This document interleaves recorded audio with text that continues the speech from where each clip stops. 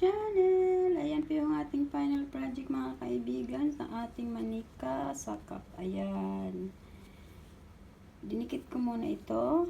Ayan. Pagkatapos na binalot itong cup, dinikit ko yung kamay, dinikit ko yung ulo, saka ko din nilagyan ng sombrero. Ayan. At saka ko dinikitan itong mga bilog-bilog. Ayan ang nangyari po sa ating project na yan mga kaibigan. Ayan po yung kanyang sombrero. Kit-kit-kit na ating manika. Ayan po siya. Ayan. Pangit ng ilaw. Ayan po yung ating project mga kaibigan. Lydia Girl Channel. Ayan. Side view pa. Back view pa pala. Ayan. Ayan po.